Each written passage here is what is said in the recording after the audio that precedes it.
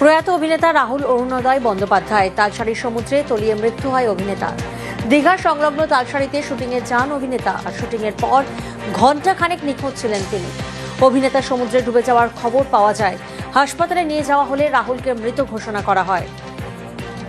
প্রয়াত অভিনেতা রাহুল অরুণোদয় বন্দ্যোপাধ্যায় তালসারীর সমুদ্রে তলিয়ে মৃত্যু হয়েছে অভিনেতার। দীঘা সংলগ্ন তালসারীতে সেখানে শুটিংয়ে যান অভিনেতা।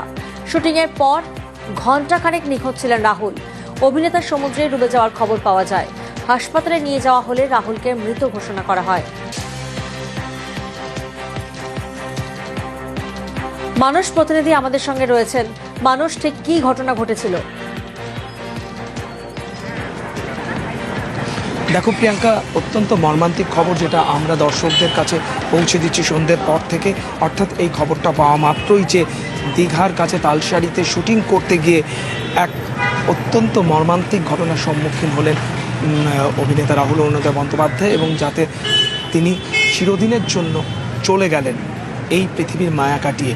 মানে শুটিং করতে গিয়ে এরকম একটা ঘটনা ঘটতে পারে তার রাহুলের বন্ধু বান্ধব আত্মীয় পরিজন এবং ইন্ডাস্ট্রির কেউ বিশ্বাস করতে পারছেন না।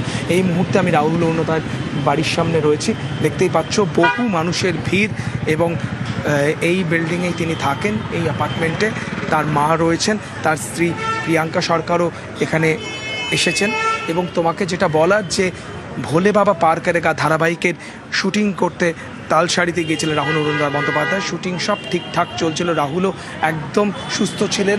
দুপুরবেলা লাঞ্চের পর তিনি ইউনিটের সদস্যদের সঙ্গে কাছাকাছি তিনি ঘুরতে যান, এবং সেখানে তিনি সমুদ্রের জলে নামেন, এবং জলে নামার পর কিন্তু জলে তলিয়ে যেতে থাকেন।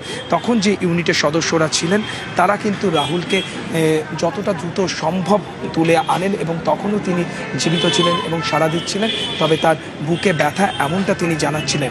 তারপর দীঘা হাসপাতালে নিয়ে যাওয়ার পর তাকে মৃত ঘোষণা করা হয়। এত দ্রুত কী করে গোটা ঘটনা ঘটে গেল তাতে কিন্তু বিস্মিত ইউনিটের সদস্যরাও। তারা বলছেন যে এক কথা তারা হতবাক।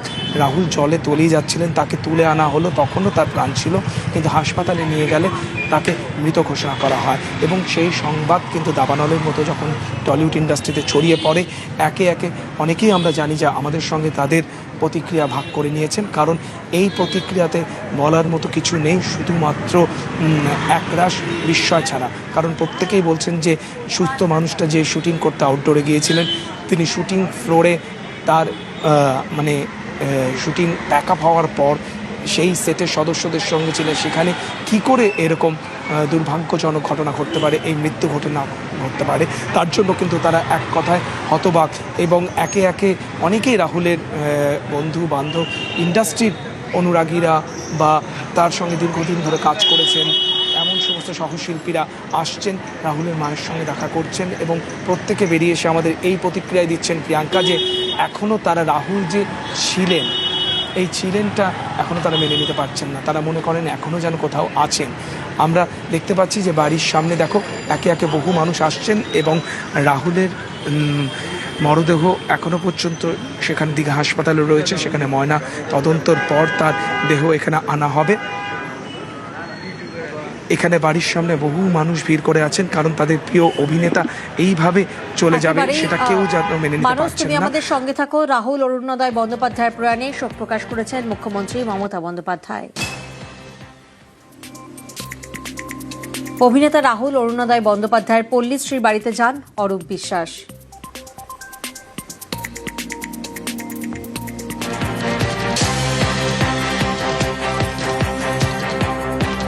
না, আমি এখনও বিশ্বাস করতে পারছি না, কিন্তু আমরা প্রচারে ছিলাম। আমি, আমাদের কাউন্সিলর, আমাদের দলের নেতা কর্মীরা আমরা প্রচারে ছিলাম। মাননীয় মুখ্যমন্ত্রী আমাদের প্রথম জানান, এবং তিনি অত্যন্ত শোকাহত এবং আমাদের নির্দেশ দিয়েছেন পরিবারের পাশে থাকা। তাই আমরা সবাই ওনার পরিবারের পাশে আছি। মায়ের সঙ্গে কথা বলার মতো পরিস্থিতি নেই। মুখ্যমন্ত্রী অলরেডি অর্ডারও করে দিয়েছেন, পাইলটিং করেই নিয়ে আসা হবে।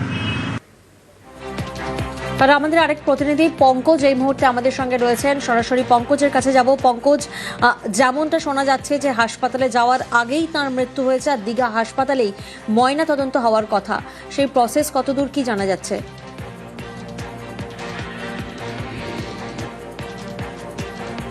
দেখো প্রিয়াঙ্কা, একেবারে যেখানে টলিউড ইন্ডাস্ট্রিতে একেবারে শোকের ছায়া, যেখানে রাহুল অরুণোদয় বন্দ্যোপাধ্যায় তার মর্মান্তিক মৃত্যু, যেখানে শুটিং হচ্ছিল ধারাবাহিক, যেখানে ভোলে বাবা পার করেকা, সেই ধারাবাহিক ভোলে বাবা পার করেকা শুটিংয়ের পরেই কিন্তু তারা কিন্তু যে রাহুল অরুণোদয় বন্দ্যোপাধ্যায় তিনি কিন্তু তালসারিতে সমুদ্রে বোটের মধ্যে আচমকা ঢেউ এসে কিন্তু চলে যায়। তারপরে কিন্তু সেখানে দীঘা জেনারেল হাসপাতালে আসার আগেই তার মৃত্যু হয়।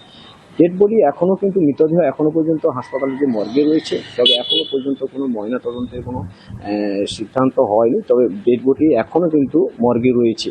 তবে এই দীঘা থানা এবং দীঘা মোহনা থানার পুলিশ প্রশাসন রয়েছে দীঘা থানাতে, দীঘা জেনারেল হাসপাতালে এখনও পর্যন্ত, যেখানে যে এই যে ইন্ডাস্ট্রিয়াল এলাকায় যেখানে রাহুল অরুণোদয় বন্দ্যোপাধ্যায় একেবারে এই মৃত্যু কিন্তু একেবারে যেখানে শোকের ছায়া, এমনটাই কিন্তু যেখানে শুধু ইন্ডাস্ট্রিয়াল নয়, একেবারেই দীঘা সহ এই যে টলিপাড়ায় শোকের ছায়া, টলিপাড়ায় দুঃসংবাদ। শুধু অভিনেতা হিসেবে নয়, রাজনীতি থেকে শুরু করে সামাজিক যে কোনো বিষয়ে নিজস্ব মতামত প্রকাশ করতেন রাহুল অরুণোদয়।